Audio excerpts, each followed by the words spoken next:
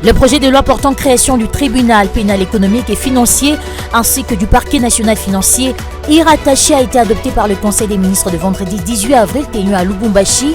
Cette réforme audacieuse impulsée par le président de la République Félix Tshisekedi constitue une révolution substantielle et une avancée significative dans la lutte contre la délinquance économique et financière.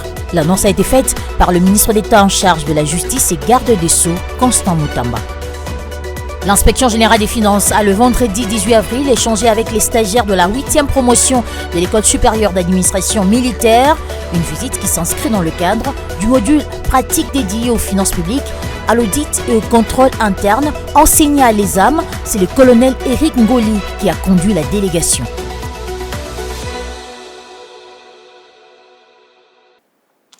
Merci de nous avoir choisis pour vous informer, mesdames et messieurs, et bienvenue à tous. Tout d'abord, cette brève. Le projet de loi portant création du tribunal pénal économique et financier ainsi que du parquet national financier irrattaché a été adopté par le Conseil des ministres de vendredi 18 avril tenu à Lubumbashi.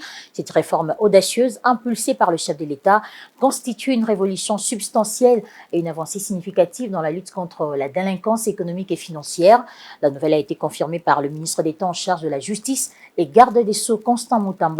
Le chef des services de l'IGF, Jules Alinguete, a toujours soutenu la mise en place de ces réformes qui, à l'en croire, va énormément contribuer à l'effort de lutte contre la corruption et à dissuader les pratiques anti-citoyennes qui maintiennent le pays sous les jougs du sous-développement.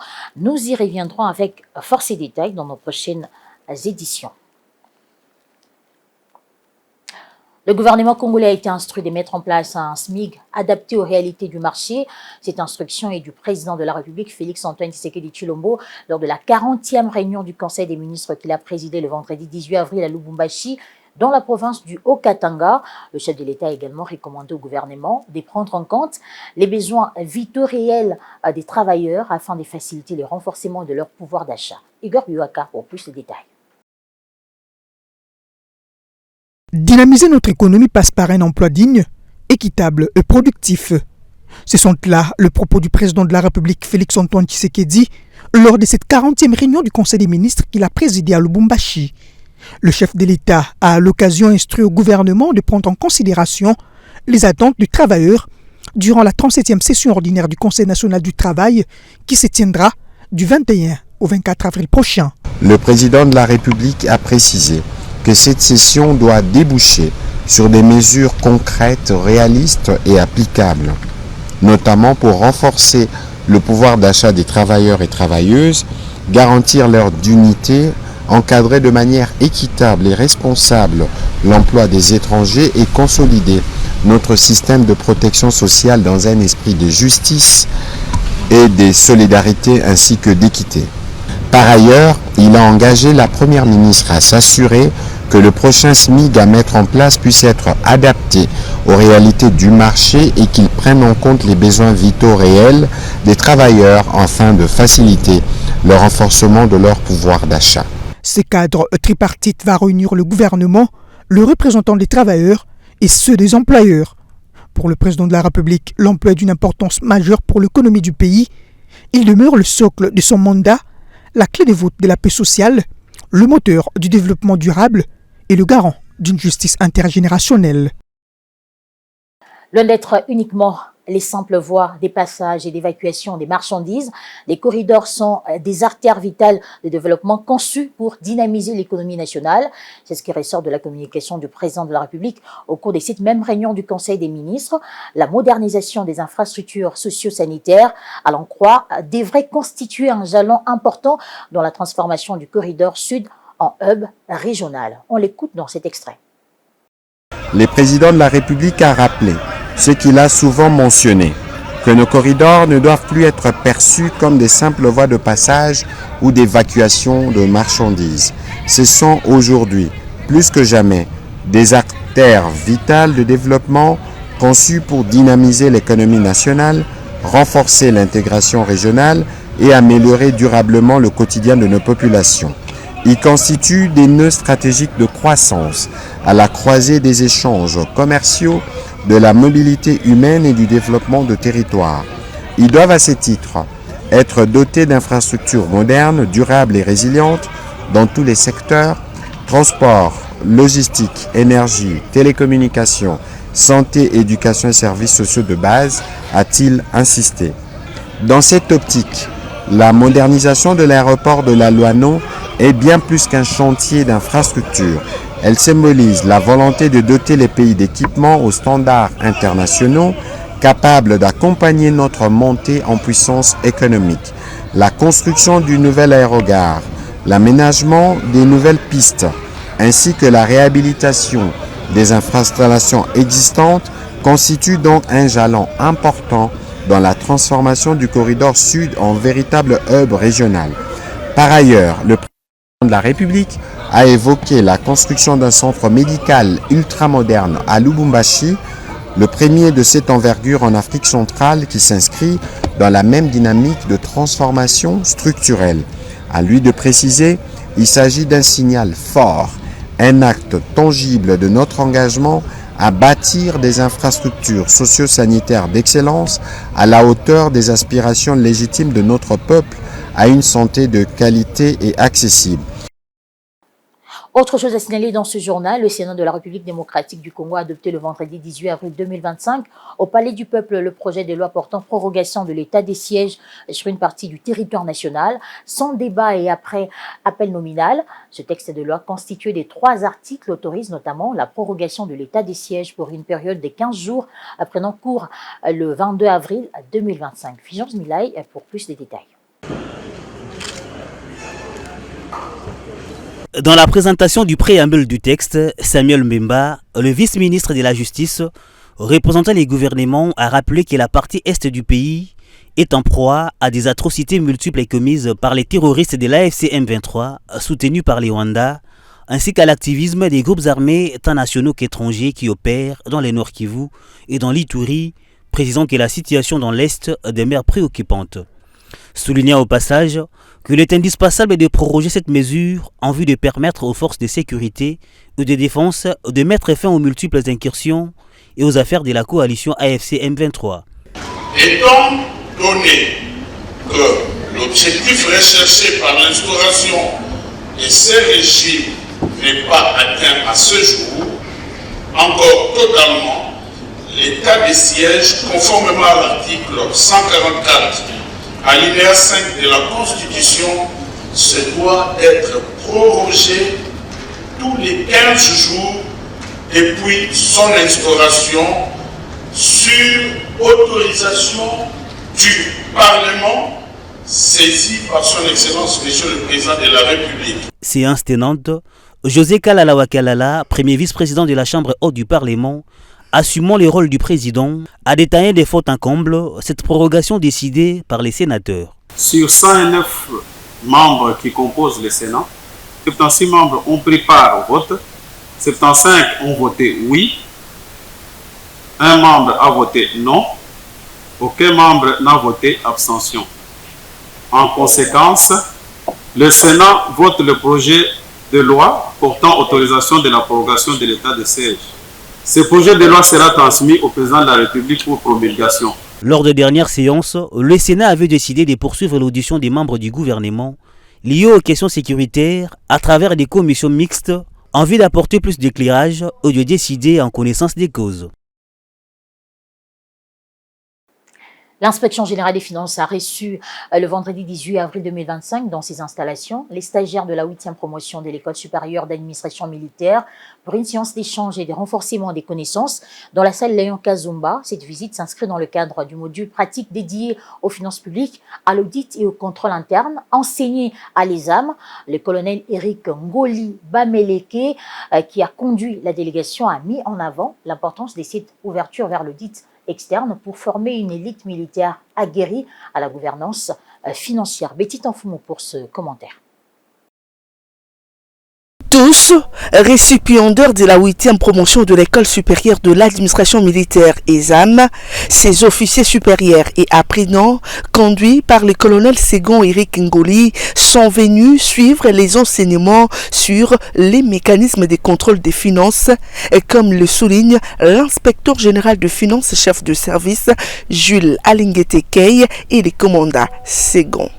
Il était question que nous puissions présenter l'inspection générale des finances aux récipiendaires de la 8e promotion, expliquer ce que fait l'inspection générale des finances et comme dans leur profil, ils ont également les aspects d'audit. Nous avions essayé d'échanger autour des questions d'audit pour leur permettre d'améliorer aussi leurs connaissances en matière d'audit. Comme les âmes forment aussi les jeunes des inspecteurs généraux, si on peut les appeler ainsi, c'est pourquoi nous devrions venir ici pour acquérir de leur expérience, pour connaître, comprendre ce qu'il faut pour qu'un jour, si la promotion qui est en cours terminée, pour qu'ils se comportent comme leurs aînés. Quant aux stagiaires, ils ont salué l'expertise de l'IGF.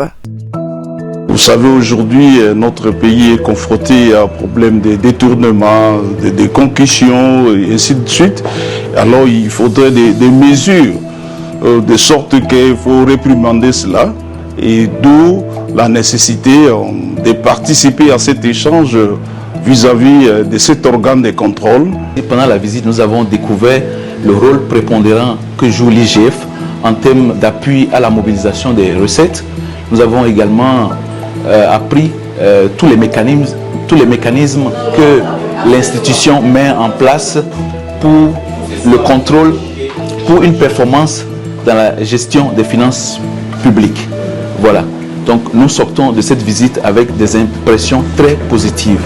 Des échanges qui ont permis aux participants venus de plusieurs pays d'Afrique de palper du doigt la réalité du contrôle des finances publiques, occasion pour les hôtes de Jules Alingete de visiter ces beaux bâtiments et de remettre un cadeau symbolique à celui qui les a accueillis.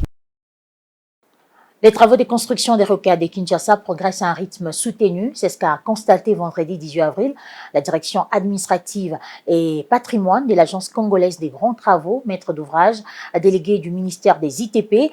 Cette visite d'inspection de ces routes de contournement a financé grâce à la révisitation du contrat sino-congolais visé à évaluer l'état d'avancement de ces travaux lancés par le chef de l'État depuis juin 2024. Igor Biwaka, plus de détails. Les travaux de modernisation du rocade sud-est et sud-ouest de Kinshasa vont bon train.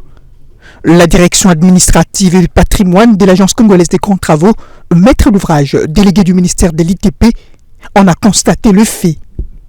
Faire le point de ce route de contournement, telle a été la mission de cette délégation qui, bravant la chaleur et poussière, a noté un avancement positif des travaux. C'est le cas ici au PK18 sur la rocade sud-est, où l'entreprise chinoise Crec 8 est au four et au moulin. Terrassement, remblayage, installation de la base vie et bientôt un pont de 90 mètres sera jeté. Sur la rocade sud-ouest, le même constat positif a été fait. Le taux d'exécution a atteint 56%, un balai des machines et des mains qui ne connaissent pas de répit. Tout ceci dans l'objectif ultime de désengorger la ville de Kinshasa et d'améliorer la fluidité du trafic. Au nom aussi de toute l'équipe, moi j'ai été impressionnée. Je suis vraiment contente de l'évolution du projet. Et les projets évoluent convenablement et nous sommes fiers de toute l'équipe, de notre président qui est aussi le chef de mission de ce projet. Nous les félicitons et nous les encourageons. Donc nous sommes venus aussi pour les encourager. La construction des ces rocades bénéficie des financements de la révisitation du contrat sino-congolais dont l'inspection générale des finances a été un acteur majeur dans ces processus et a conduit à un package de 7 milliards de dollars américains. Le vice-gouverneur du Lualaba, Clément Moufundi, a lancé vendredi 18 avril 2025 à Kolwezi la session des formations Promo Femmes 2025 organisée par l'INPP sous le haut patronage de la gouverneure Fifi Masuka Saini. Cette initiative qui vise à former les femmes et les filles du Lualaba sur divers métiers promettant leur autonomisation et leadership féminin dans la province s'est déroulée sous le thème INPP Lualaba en faveur de la masculinité positive. Le chapiteau Rejoice a abrité cette activité qui a connu la présence de plusieurs autorités politico-administratives. Regardez. Au nom de la gouverneure des provinces, le vice-gouverneur du Lualaba, Clément Moufoundji Chinaskarl, a lancé ce vendredi 18 avril 2025 à Kolwezi la session des formations organisée par l'Institut national des préparations professionnelles INPP à l'intention des femmes et des filles. Baptisée Promo Femmes 2025, cette initiative qui s'organise sous le thème INPP Lualaba en faveur de la masculinité positive vise à former les femmes et filles du Lualaba sur divers métiers pour leur autonomisation. La représentante des stagiaires a souligné l'importance de cette formation et a encouragé ses collègues à s'inspirer de la gouverneure Fifi Masuka Saini, un modèle de leadership et d'émergence féminine en RDC. Ce programme est bien plus qu'une formation, car elle est une passerelle dans l'autonomisation économique et sociale. Ce projet ambitieux vise à renforcer nos compétences professionnelles dans les filières ou des métiers porteurs. Excellence, Madame la gouverneure de province, votre engagement en faveur de l'égalité de genre et du développement humain nous inspire tous. Le directeur provincial de l'INPP Lualaba, Joseph Kangou Dikasumpata, a mis en avant les rôles centraux de la femme congolaise dans le développement économique et social, soulignant les 3 piliers fondamentaux de l'initiative. Il a également salué l'appui de l'autorité provinciale pour la construction d'un centre ultramoderne à Kolwezi. Son Excellence Madame Marie-Thérèse Fifi Masuka Saini, une femme d'exception et un modèle de leadership féminin en République démocratique du Congo. Notre conscience ne serait tranquille si nous passons sous silence son soutien combien louable pour la réussite de cette organisation, notamment la prise en charge de tout le frais, aussi bien d'instruction que de formation des 300 femmes et jeunes filles concernées par cette formation. Clément Moufoundji Chinaskarl a rendu hommage au chef de l'État pour ses efforts de pacification du pays avant de déclarer la session officiellement ouverte. Je tiens à rendre hommage à son Excellence M. Félix Antoine Tshisekedi Tshilombo, dont l'engagement constant pour la préservation de l'intégrité territoriale de notre nation face aux menaces extérieures mérite notre reconnaissance collective. Ensemble, faisons du Lualaba un modèle de promotion féminine, d'innovation et de progrès social. Que les promos femmes 2025 soient des tremplins de vos rêves et aspirations. La 2e édition de l'action Promo Femmes inclut des filières telles que la conduite des tractopelles, la conduite automobile, l'informatique et la bureautique, la coupe et couture, le français et l'anglais des communications et la logistique d'entreprise. La ministre provinciale du genre, famille et enfants, ainsi que les directeurs provinciaux de l'assainissement et du cantonnage manuel étaient également présents. La communauté de l'Église catholique romaine du diocèse de Kolwezi était en effervescence vendredi 18 avril à l'occasion du Chemin de la Croix célébrant le Vendredi Saint aux côtés de nombreux chrétiens catholiques. La gouverneure du Lualaba, Fifi Masuka Saini, a participé à la procession dirigée par Monseigneur Richard Kazadi Kamba, parcourant les grandes artères du centre-ville. Ces moments spirituels étaient également l'occasion pour la gouverneure de réaffirmer son engagement dans la lutte contre l'agression rwandaise, notamment face aux attaques du M23 AFC dont la République démocratique du Congo est victime dans sa partie orientale. Commentaire.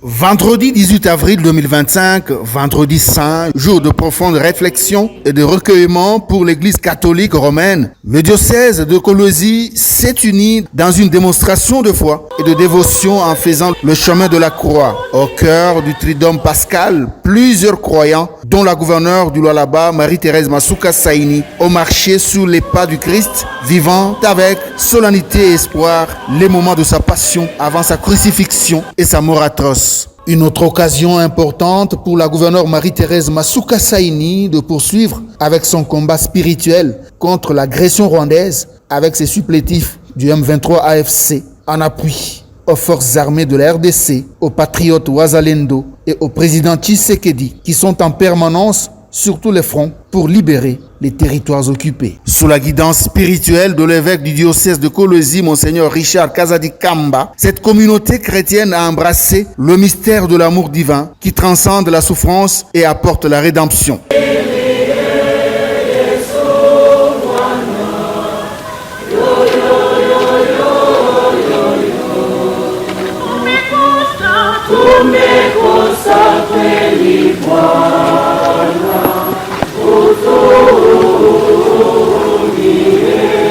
Le chemin de la croix a débuté au collège Saint-Jean 23, traversant les principales artères du centre-ville de Kolwezi pour terminer en la cathédrale Sainte-Barbe et Saint-Éloi.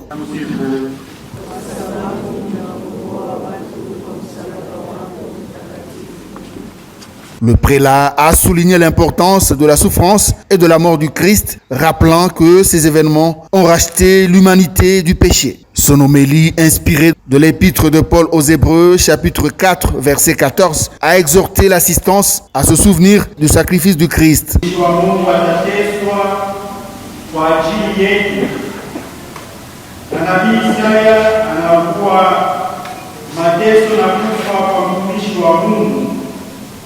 Mtumishi wa Mungu asiyekuwa na kosa, yeye atachukua maovu yetu sisi wakosefu, atateswa kwa ajili ya dhambi zetu, atahukumiwa vibaya na kuuawa, ijapokuwa hakuwa na kosa hata moja. Ndugu wapenzi, hayo ndio mafundisho makubwa, fumbo ya mateso ya Bwana wetu Yesu Kristo.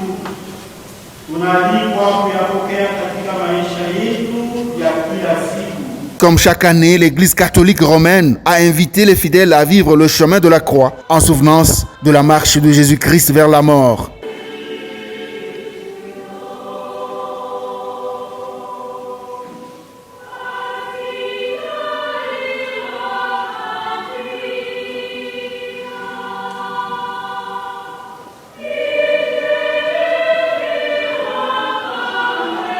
Cette contemplation active permet aux chrétiens de pénétrer la profondeur du mystère de l'amour de l'Éternel Dieu pleinement manifesté en Christ.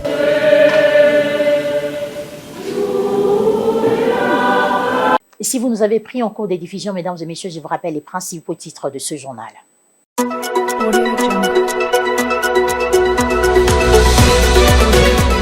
Le projet de loi portant création du tribunal pénal économique et financier ainsi que du parquet national financier irrattaché a été adopté par le Conseil des ministres de vendredi 18 avril tenu à Lubumbashi. Cette réforme audacieuse impulsée par le président de la République Félix Tshisekedi constitue une révolution substantielle et une avancée significative dans la lutte contre la délinquance économique et financière. L'annonce a été faite par le ministre d'État en charge de la Justice et garde des Sceaux, Constant Mutamba. L'inspection générale des finances a le vendredi 18 avril échangé avec les stagiaires de la 8e promotion de l'école supérieure d'administration militaire, une visite qui s'inscrit dans le cadre du module pratique dédié aux finances publiques, à l'audit et au contrôle interne enseigné à l'ESAM. C'est le colonel Eric Ngoli qui a conduit la délégation. Et voilà, c'est la fin de ce journal, mesdames et messieurs. Merci à vous de l'avoir suivi. Bonne suite des programmes sur Ecofin Télévision.